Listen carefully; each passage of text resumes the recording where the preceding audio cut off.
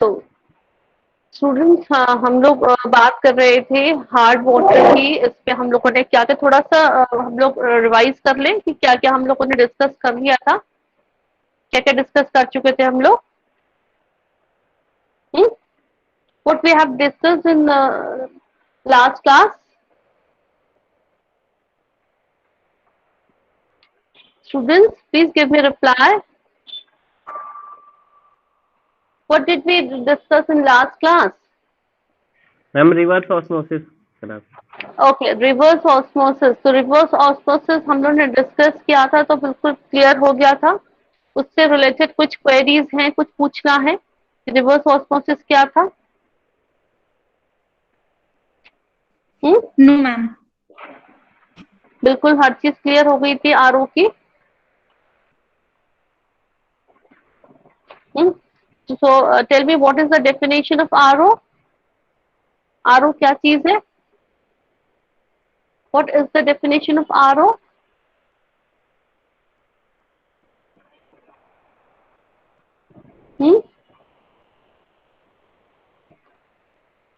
Students, one to one बेटा interaction करो, तो ऐसे कैसे काम चलेगा? आप तो कुछ बोल ही नहीं रहे, बता नहीं रहे मुझे।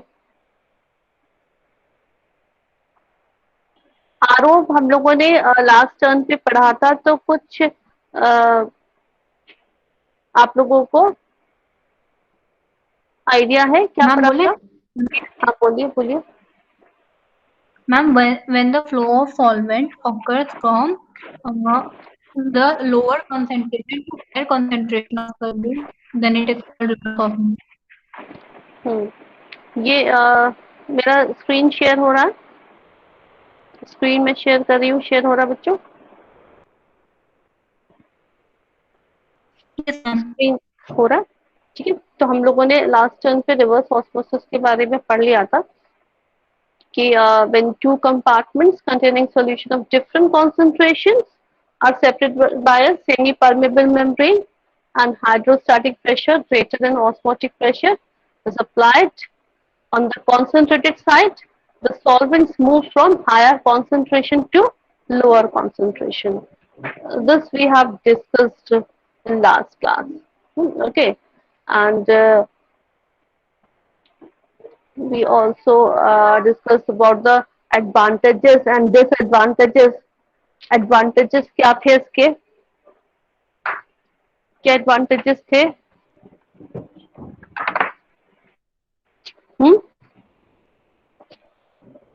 The process is simple, cheap, and reliable.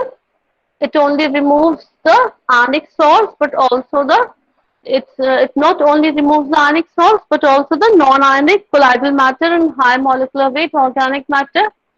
And the installation cost is high, but the maintenance cost is low, है ना? And the membrane can be replaced in 3-4 minutes and hence can be uninterrupted water supply. These are the advantages. ये सब हम लोगों ने last time पे पढ़ लिया था। और ये पढ़ा था, इसमें जो मेम्ब्रेन बनती है वो किसकी लगाते हैं हम लोग? पीएमएमए की लगा सकते हैं। जो हम लोग सेमी परमेबल मेम्ब्रेन की बात कर रहे हैं ना बच्चों, that can be made up of semi permeable membrane, या नायलॉन्स की बनाते हैं, डेरिवेटिव नायलॉन्स की बनाते हैं, या फिर पॉलीमेथिल मिथाइलेट पीएमएमए की। तो ये सब हम लोगों ने लास्ट टर्न पे ये पढ़ लिया था। ठीक है। और उसके बाद हम लोगों ने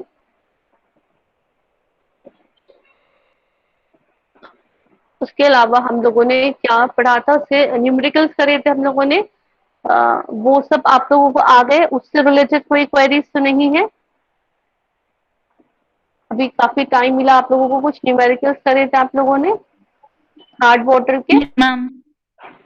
कोई क्वेरी तो नहीं है? सब आ गया बिल्कुल अच्छे से? यस मैम, कोई नहीं। ठीक है। तो चलो फिर हम लोग नेक्स्ट टॉपिक स्टार्ट करें अपना। ठीक है, नेक्स्ट टॉपिक में स्टार्ट करती हूँ।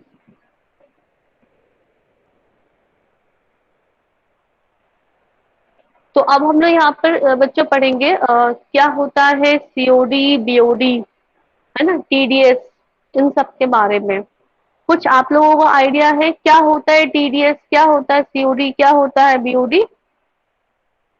ये भी आप लोगों की 3rd यूनिट का पार्ट है।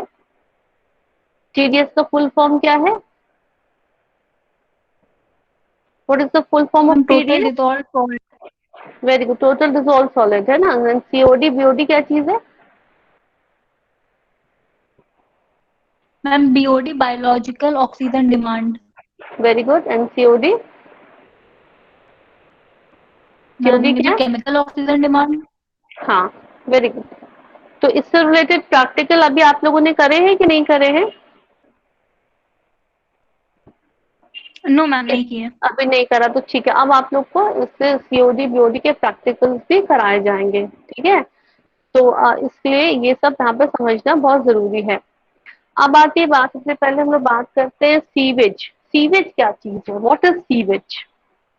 सीवेज से क्या समझते हो? सीवेज का ट्रीटमेंट क्यों जरूरी है? सीवेज क्या है? Sewage is the liquid waste, है ना। इसमें क्या क्या चीजें होती है? लिक्विड वेस्ट है सीवेज। बहुत ध्यान से समझते जाएंगे बच्चों, और इससे रिलेटेड फिर हम लोग आगे COD BOD TDS सब हम लोग पढ़ेंगे। तो सीवेज क्या है? Sewage is the liquid waste which include human and household waste waters, industrial waste, है ना, या ground waste, street washing in storm waters, ये सब इसमें आता है। सीवेज में जितनी भी चीजें आती है, हाउस होल्ड का जितना भी वेस्ट वाटर है वो है, इंडस्ट्रीज, बड़ी बड़ी इंडस्ट्रीज लगती हैं तो उसमें जितना भी सीवेज निकलता है, खास तौर से जो लेदर इंडस्ट्रीज होती हैं जहाँ पे लेदर का फॉर्मेशन होता है, ट्रीटमेंट होता है, या जितनी भी बड़ी बड़ी टैनरीज हो गई या कोई भी फैक्ट्रीज हुई, चाहे वो केमिकल फैक्ट्री हुई या फूड फैक्ट्री हुई, जो भी फैक्ट्रीज है उसका जो सीवेज निकल रहा है, इंडस्ट्रियल वेस्ट निकल रहे हैं, ग्राउंड वेस्ट निकल रहा है, स्ट्रीट वॉशिंग का वेस्ट निकल रहा है, ये स्टॉर्म वाटर, जो आंधी तूफान बारिश स्टॉर्म आया तो जो भी इतना वाटर है, वेस्ट है जो निकल रहा है, ये सब इंक्लूड करता है हमारा सीवेज में। तो sewage is the liquid waste, ठीक है। अब सीवेज में जो होता क्या क्या चीजें हैं? Sewage besides about 99.9% water contains organic and inorganic matters in dissolved। आपके इसमें 99.9% तो वाटर हो गई होगा, तो मैंने कहा कि लिक्विड बेस्ड है ये। तो अब इसमें बाकी चीजें क्या होंगी? इसमें organic and inorganic matters dissolve state में हो सकते हैं, या सस्पेंशन में भी हो सकते हैं, कोलाइडल स्टेट में भी हो सकते हैं। तीनों स्टेट में मैटर्स हो सकते हैं, चाहे वो ऑर्गेनिक हो चाहे इनऑर्गेनिक हो, ठीक है। इतनी बात समझ में आ गई। तो सीवेज की आपकी जो डेफिनेशन हो गई ये हो गया कि sewage is a liquid waste which includes human and household waste water, industrial waste, ground waste, street washing and storm water. और उसमें कितना है? 99.9% वाटर है, एंड रिमेनिंग इसमें ऑर्गेनिक एंड इनऑर्गेनिक मैटर्स है, प्रेजेंट है in the state of dissolve, suspension and colloidal states में। फिर आधी बात की फ्रेश डोमेस्टिक सीवेज में क्या चीज होता है और ये कैसे डिफरेंट है बाकी चीजों से। फ्रेश डोमेस्टिक सीवेज क्या होता है? Usually grey green to grey yellow in colour होता है। ये इसका कलर बता रहे हैं कि फ्रेश डोमेस्टिक वेस्ट जो निकलता है that is grey green to grey yellow in colour. But जैसे जैसे इसमें डिकम्पोजिशन शुरू होता है, क्योंकि आपको ही पता है कि कोई भी चीज, जितनी भी आपकी नेचर में चीजें हैं जो कि आर्टिफिशियल नहीं है, नेचुरल है, वो थोड़ी दिनों बाद वो डिकम्पोज होना शुरू हो जाते हैं। किसके थ्रू डिकम्पोजिशन शुरू होता है? कौन करता है डिकम्पोजिशन है वेस्ट मटेरियल्स का? मैम माइक्रो बताइए। ऑर्गेनिज्म। हाँ, वेरी गुड, माइक्रो ऑर्गेनिज्म करते हैं, जैसे बैक्टीरिया होते हैं, एनारोबिक बैक्टीरिया।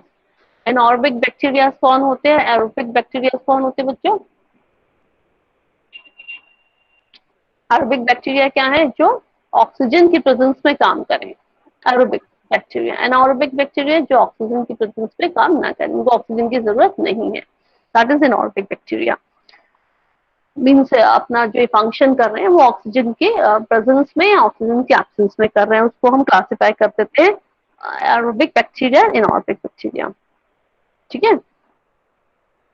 और जैसे जैसे टाइम बीतता जाता है, अभी आपका जो डोमेस्टिक वेस्ट है जो फ्रेश है वो that is colour in grey green और ग्रे येलो इन कलर। मगर जैसे जैसे इसमें क्या हो जाता है, टाइम आगे होता है, डिकम्पोजिशन स्टार्ट हो जाता है, तो ये इसका कलर जो होता है डार्क होता जाता है because of the decomposition. Decomposition के बाद से इसका जो होता है ये डार्क कलर हो जाएगा। ठीक है। जो फ्रेश डोमेस्टिक सीवेज होता है, जो फ्रेश होगा डोमेस्टिक सीवेज, तो उसकी स्मेल बहुत ही खराब नहीं होगी। वो कैसी होती है, थोड़ा सा है ना, तो ठीक ठीक स्मेल होती है, बिकॉज जैसे जैसे इस पर डिकम्पोजिशन स्टेल होता जाता है, सॉरी डिकम्पोजिशन होता जाता है, वो स्मेल कैसी होती है, स्टेल हो जाती है। Fresh domestic sewage has a rather sweet smell, but when stale it has an offensive odor due to evolution of hydrogen sulfide, ammonium sulfide and phosphine। ये बहुत इंपॉर्टेंट चीज है कि जैसे जैसे आपका डोमेस्टिक वेस्ट है वो पुराना हो गया, स्टेल हो गया, तो फिर क्या हो जाएगा, उसमें से अब जो स्मेल निकलनी शुरू होती है बड़ी ऑफेंसिव ओडर होती है because of the evolution of hydrogen sulphide, H2S gas निकलती है, अमोनियम सल्फाइड है, फॉस्फीन। आपने देखा होगा जहाँ पे ड्रेनेज सिस्टम होते हैं वहां पर आप थोड़ी देर नहीं खड़े रह सकते, बहुत ही अजीब ऑफेंसिव स्मेल वहां से आती है ना।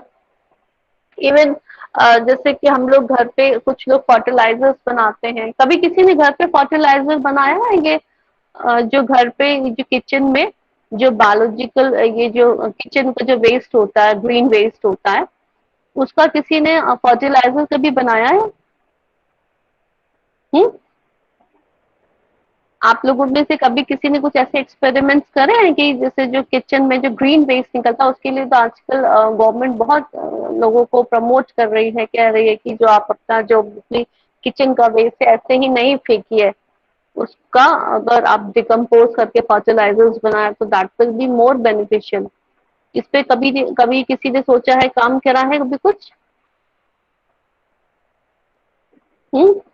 किसी ने कुछ किया है? जैसे मैं अपना ही बताती हूँ, जैसे कि मेरे घर पे जितना भी किचन का वेस्ट निकलता है मैं उसको सबका सब इकट्ठा करके उसका उसको डाल देती हूँ। एक बड़ा सा एक कंटेनर है और उसमें थोड़ी सी आपकी जो और फर्टिलाइजर है, जो आपके ऑर्गेनिक फर्टिलाइजर है वो डाल करके ढक ढक दिया, कुछ समय बाद वो कंपोस्ट बन जाती है, डिकम्पोज हो जाता है। तो जब आप फ्रेश फ्रेश डालते हैं ना तो उसमें से स्मेल ऐसी नहीं आती, मगर जब आप कुछ दिन बाद गुजर जाते हैं तो बहुत ही ऑफेंसिव स्मेल निकलनी शुरू हो जाती है और वो डिकम्पोज होते होते होते करीब 10 to 15 days it takes time. और उसके बाद 10-15 डेज के बाद उसमें अब उसमें काफी उसमें ऑर्गेनिजम्स भी दिखाई देने लग जाते हैं जो उसमें ग्रो हो रहे होते हैं और उसको डिकम्पोज करना स्टार्ट कर देते हैं। होते होते होते करीब 1 मंथ या 20-30 डेज लग जाते हैं, ये पूरा डिकम्पोज हो जाता है। वो पूरा अच्छे से एकदम ब्लैक कलर का, जैसे सॉयल होता है ना वैसे ब्लैक कलर का फर्टिलाइजर बन जाता है। फिर उसको आप लोग अपने घरों में प्लांट्स वगैरह में डाल देते हैं। तो जैसे कि मैं क्योंकि घर पे करती हूँ काम, ठीक है, तो इसलिए मैं आप लोगों को भी बता रही हूँ इस बारे में कि कैसे होता है। ये तो किचन वेस्ट की बात हुई है ना, मगर यहाँ पे हम लोग बात कर रहे हैं सीवेज की, इसमें सभी कुछ वेस्ट सारा ही कुछ होगा। तो उसमें ये क्या करते हैं कि जो गैसेस रिलीज होती हैं वो कौन कौन सी गैसेस रिलीज होती हैं, हाइड्रोजन सल्फाइड हो गया, अमोनियम सल्फाइड हो गया, फॉस्फीन हो गया, ये सब गैसेस रिलीज होती है। ठीक है। अब आती है बात की कॉन्स्टिट्यूएंट्स ऑफ सीवेज। तो सीवेज की कौन की क्या क्या चीजें होती हैं इसमें। Domestic sewages, which includes human excreta as well as discharges from kitchens, baths, laboratories, ये सभी हमारा डोमेस्टिक सीवेज में आ जाता है ना। ह्यूमन एक्सक्रीटा है, किचन का जितना भी वेस्ट मटेरियल जो मैं भी बात कर रही थी, बाथ है जो हम लोग नहाते हैं उसमें से जितना भी सीवेज वाटर निकलता है, and from public and private buildings, ये सब हमारे डोमेस्टिक सीवेजेस का पार्ट है। अच्छा, कभी ये सोचा है कि हम लोग जितना केमिकल यूज करते हैं, चाहे वो सोप्स के फॉर्म में यूज कर रहे हैं, चाहे वो क्रीम के फॉर्म में यूज कर रहे हैं, वो एट लास्ट जाता तो किस में ही है, जब हम नहाते हैं तो बाद तो सब सीवेज में जा रहा है। तो जितना केमिकल हम दिन रात यूज कर रहे हैं वो सब के सब कहाँ जा रहा है, सीवेज में जा रहा है। तो इन केमिकल्स को डिकम्पोज करना बड़ा दिक्कत होती है। जो आपके नेचुरल चीजें हैं वो तो डिकम्पोज हो जाती हैं, केमिकल्स को, और फिर बाद में क्लास क्या होता है, जो हमारी रिवर है, लोग उसी में फिर उस पे बड़े बड़े आपने देखे होंगे पाइप्स लगे रहते हैं, वो सब सारा पानी जो है रिवर में ही जा रहा है, गंगा रिवर में जा रहा है। तो सब क्या हो रहा है, जितना भी हम केमिकल यूज कर रहे हैं एट लास्ट वो क्या हो रहा है, हमारा पोल्यूशन ही बढ़ा रहा है। तो इसीलिए कहा जाता है, और आजकल काफी इस बात पे लोग वो भी हो गए हैं, अलर्ट भी हो गए कि सोचते हैं कि कम से कम केमिकल्स यूज करें।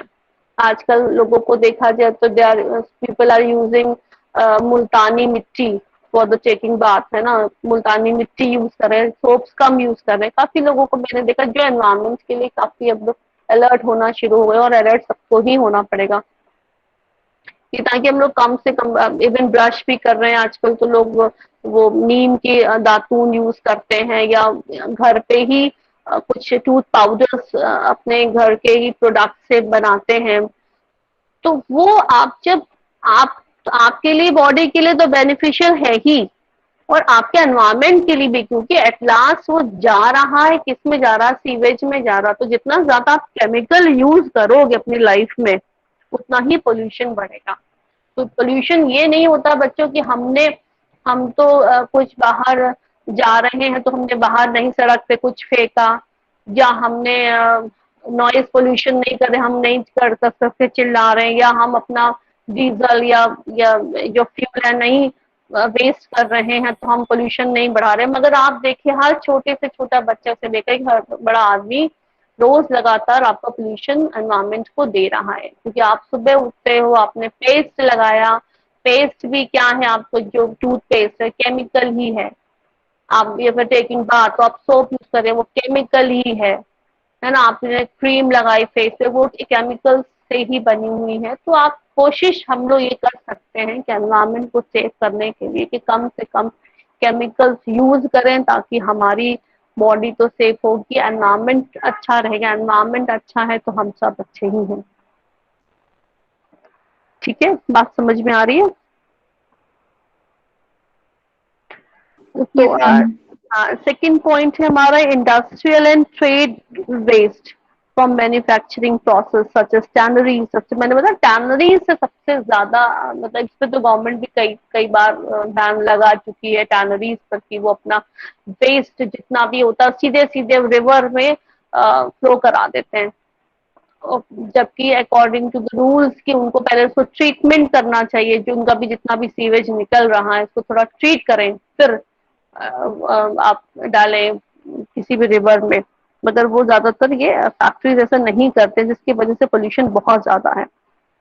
अगर आप यहाँ कानपुर में हैं तो कानपुर में आप देखें, यहाँ पे जो जाजमऊ है, जाजमऊ के जो वहाँ पर टैनरीज बहुत सारी हैं, तो यहाँ पे अगर आप जाएं और देखें तो जो बहुत बच्चे और वहाँ पे जो औरतें और बड़े बूढ़े जो भी रह रहे हैं वहाँ पर, तो अक्सर वहाँ पे लोगों को स्किन डिजीज हो जाती है, और बहुत खराब तरीके से स्किन डिजीजेस इन लोगों को होती हैं, क्योंकि रीजन यही है कि आप वहां पर लगातार गंदा पानी रिवर में आप डाल रहे हैं, और वही पानी फिर सप्लाई भी होता है एनी हाउ, तो वहां पर इतना ज्यादा पोल्यूशन है, आपका जो वाटर भी, आप जो अंडरग्राउंड वाटर भी ले रहे हो वो भी पोल्यूटेड ही निकल रहा है। तो उससे क्या हो रहा है कि वहाँ के लोगों को बहुत डिजीज होती है। इस पर काफी लोगों ने अपनी भी रिसर्च भी करी और पेपर्स भी इसे पब्लिश करे, खासतौर से जाजमऊ का पानी जो यहाँ पर कानपुर में है टैनरीज की वजह से बहुत पोल्यूटेड है।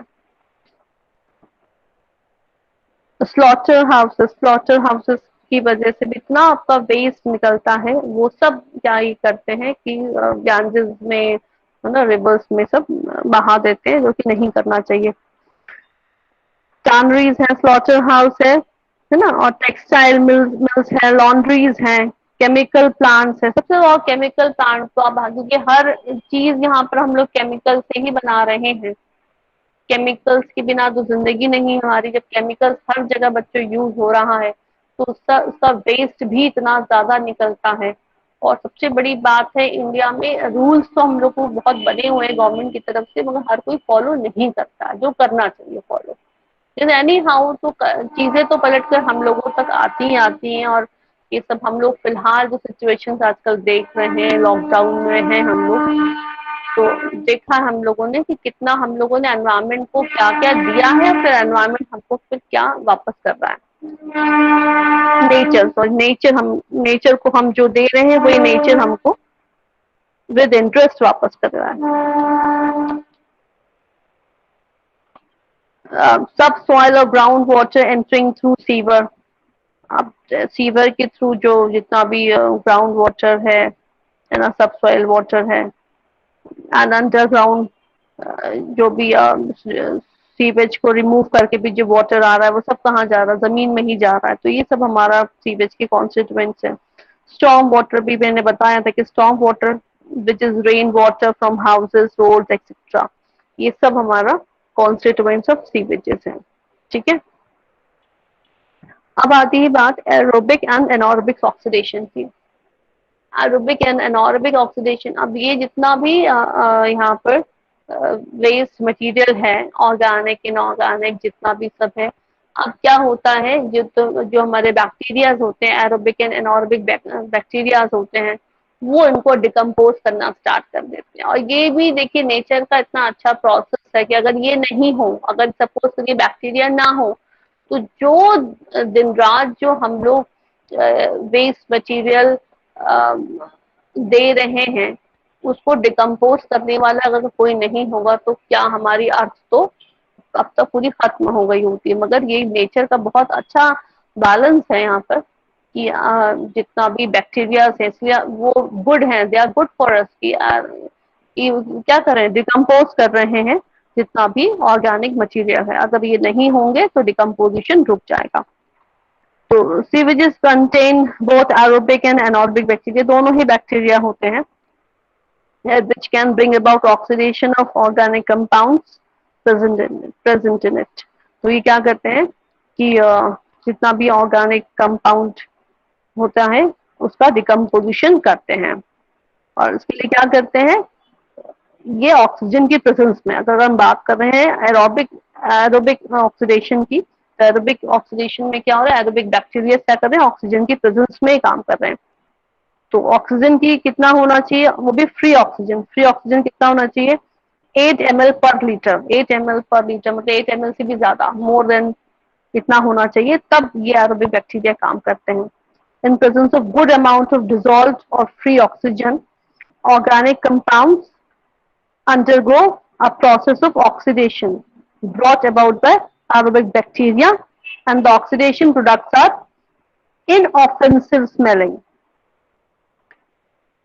अब ये जो अभी तक क्या हो रहा था कि जब ये जितना भी सीवेज था उस पे क्या हो रहा है, जब बैक्टीरिया एक्ट कर रहा है, बैक्टीरिया मैंने बोला कि जो एरोबिक बैक्टीरिया है उसके लिए फ्री ऑक्सीजन या डिसॉल्व ऑक्सीजन अच्छी क्वांटिटी में चाहिए। और कितनी क्वांटिटी बताई, 8 ml पर लीटर या उससे ज्यादा होना चाहिए, तभी काम करेगा। तो अब ये जब ऑक्सीडेशन करेगा किसका, ऑर्गेनिक मैटर का। ऑर्गेनिक मैटर कहाँ पर है, सीवेज में। तो उससे क्या होगा, and the oxidation products are inoffensive smelling, non putrefying nitrates, nitrites, sulfates, phosphates। This kind of oxidation of sewage is called aerobic oxidation। अभी जो ऑक्सीडेशन होगा उससे जो स्मेल होगी वो इनऑफेंसिव होगी, बहुत खराब नहीं, इनऑफेंसिव स्मेल है। और non putrefying nitrites, nitrates, sulphates, phosphates, ये सब यहाँ पर प्रोडक्ट्स बनेंगे। तो ऐसे ऑक्सीडेशन को हम लोग बोलते हैं एरोबिक ऑक्सीडेशन।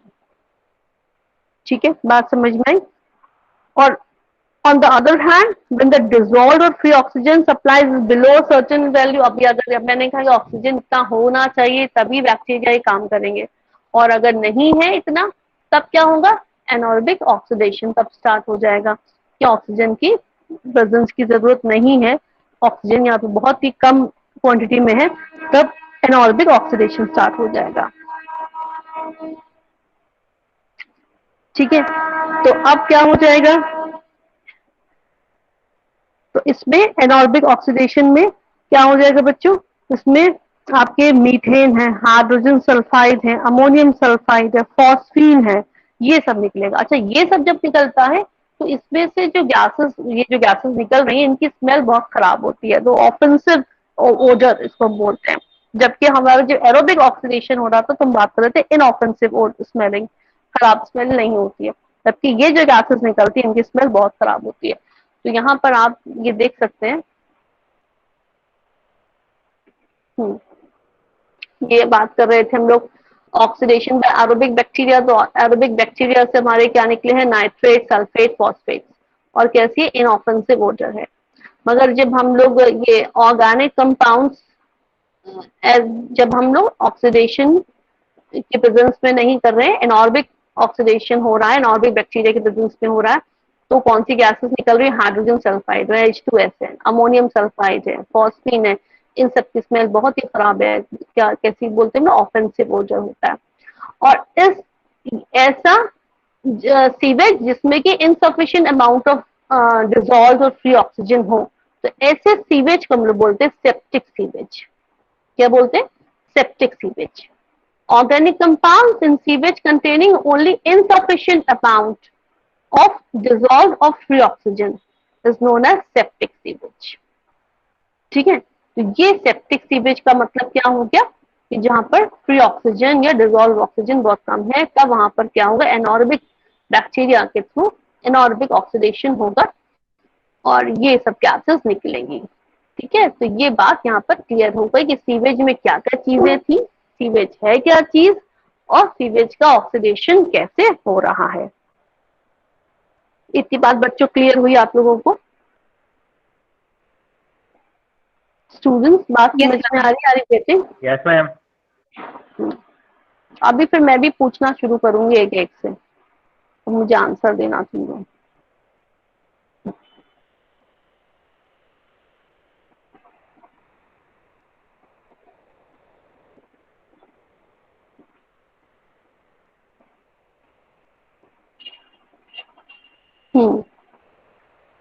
प्रकृति सचान, प्रकृति सचान मुझे बताइए कि इसमें सेप्टिक सीवेज क्या चीज है बेटा? व्हाट इज सेप्टिक सीवेज, प्रकृति सचान?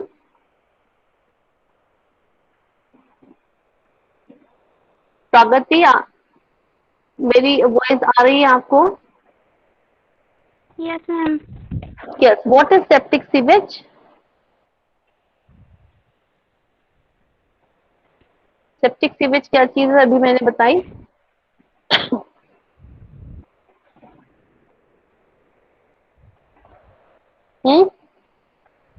पता है कि नहीं पता है प्रकृति? नहीं पता मैम। कभी नाम नहीं सुना इसका? सेप्टिक सीवेज का नाम कभी नहीं सुना आपने? बताइए, सुना है कि नहीं सुना है? नहीं सुना। अभी इतनी देर से जब मैं आपको पढ़ा रही थी, तो मैं बार बार सेप्टिक सीवेज का नाम ले रही थी। दैट मीन्स आप कहीं और थी। तो सेप्टिक सीवेज के बारे में मैंने बताया कि organic compound in sewage containing only insufficient amount of dissolved or free oxygen, that is septic sewage. ऐसा ऑर्गेनिक कंपाउंड सीवेज का जिसमें कि डिजॉल्व ऑक्सीजन बहुत ही कम क्वांटिटी में है, क्योंकि बहुत ही कम क्वांटिटी में है, इसलिए यहाँ पर एरोबिक ऑक्सीडेशन नहीं हो सकता, एरोबिक बैक्टीरिया यहाँ पर काम नहीं कर सकते। तब कौन काम करेगा, एनॉर्बिक बैक्टीरिया काम करेंगे। तो ऐसे ऑर्गेनिक मैटर को, ऐसा सीवेज जिसमें ऐसे ऑर्गेनिक मैटर है जिसमें कि डिजॉल्व ऑक्सीजन बहुत ही लो है, तो ऐसे सीवेज को बोलते हैं हम लोग सेप्टिक सीवेज। ठीक है प्रगति, आप समझ में आया? Yes ma'am. Yes ma'am. Okay Vivek, मुझे ये बताइए कि इसमें एनॉर्बिक ऑक्सीडेशन से कौन कौन सी गैसेस रिलीज हो रही हैं? Ma'am hydrogen sulphide, phosphine, ammonium sulphide. Very good, है ना, ammonium sulphide, phosphine and hydrogen sulphide, very good. और उसकी वजह से स्मेल कैसी होती है, कैसी स्मेल बोलते हैं हम लोग, ऑफेंसिव स्मेल। ठीक है। सत्यम, सत्यम, ऑक्सीडेशन प्रोडक्ट्स कौन कौन से होते हैं? जब एरोबिक बैक्टीरिया से ऑक्सीडेशन होता है तो ऑक्सीडेशन प्रोडक्ट्स जो निकलते हैं वो कौन कौन से होते हैं?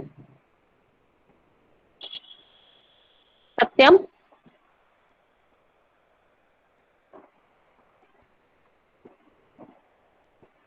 हाँ सत्यम, यस मैम। हाँ बताइए, Yes, ऑक्सीडेशन प्रोडक्ट बताइए मुझे जल्दी से। ऑक्सीडेशन प्रोडक्ट, हाँ, when aerobic bacteria are present and sufficient amount of oxygen, dissolved oxygen is also present, then oxidation takes place by aerobic bacteria and the oxidation products कौन कौन से बनते हैं इसमें? मैम एग्जैक्ट याद नहीं है मैम, मतलब ध्यान।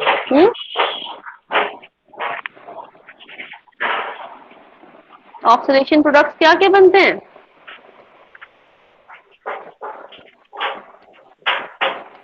अभी मैंने बताया था कि इसमें क्या बनता है, नाइट्रेट्स हैं, सल्फेट्स हैं, फॉस्फेट्स हैं, ये चीजें बनती है, नाइट्रेट, सल्फेट एंड फॉस्फेट, जिसकी स्मेल इनऑफेंसिव वाटर कहलाता है, इनऑफेंसिव वाटर, है ना, इसको हम बोलते हैं। यस बोलिए मैम। इसमें मानसी। सल्फाइड्स, जैसे आपने सल्फेट्स बताया मैम, इसमें सल्फाइड्स भी तो बनेंगे, ऑक्साइड्स। हाँ वो भी बनते हैं, काफी नाइट्राइट्स बनते हैं, सल्फेट्स बनते हैं, फॉस्फेट्स हैं, नाइट्रेट्स हैं, नॉन प्यूट्रीफाइंग नाइट्राइट्स हैं सब, है ना, और सल्फाइड्स भी बनेंगे, मगर सल्फाइड्स किसमें बन रहे हैं? ये जब सेप्टिक सीवेज से काम हो रहा है तब हमारा हाइड्रोजन सल्फाइड बन रहा है ना, H2S। तो H2S गैस तभी तो बहुत स्मेल करती है ना, H2S गैस की स्मेल कितनी खराब होती है। तो वो जब आप कभी भी अगर जहाँ पर बड़ा पुराना ड्रेनेज सिस्टम है, अगर वहां पर खड़े अगर हो भी जाए तो बहुत गंदी स्मेल आती है, that is because of the hydrogen gas releasing the hydrogen H2S gas, sorry hydrogen sulphide gas, ठीक है।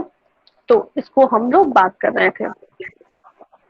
चलिए इसीलिए बच्चों मैं कह रही हूँ, देखो क्लास में अलर्ट रहो, जो मतलब मैं पढ़ाऊंगी तो साथ में क्वेश्चंस भी आपसे पुट अप करूंगी, ठीक है। फिर हम लोग कर रहे थे, अब आते हैं यहाँ पर कि what is biological and chemical oxygen demand. अब आपको पता है कि free oxygen is very important. The presence of free oxygen is necessary for the livelihood of organisms present in the seepage water. Free oxygen का होना बहुत जरूरी है। जब फ्री ऑक्सीजन होगा तब क्या होगा, एरोबिक एक्शन टेक्स प्लेस ना, aerobic action continues till the free oxygen is present. जब तक कि फ्री ऑक्सीजन है उसमें तब तक एरोबिक ऑक्सीडेशन उसमें होता ही रहेगा। और जब ऑक्सीजन एग्जॉस्ट हो जाएगा, जब एक समय टाइम पर आने पर क्या हो जाएगा, जब ऑक्सीजन सारा का सारा एग्जॉस्ट हो गया तब क्या स्टार्ट हो जाएगा, हमारा एनारोबिक ऑक्सीडेशन स्टार्ट हो जाएगा, एनारोबिक एक्शन स्टार्ट हो जाएगा और प्यूट्रिफिकेशन स्टार्ट हो जाएगा। What is the meaning of putrefaction? Putrefaction क्या चीज है?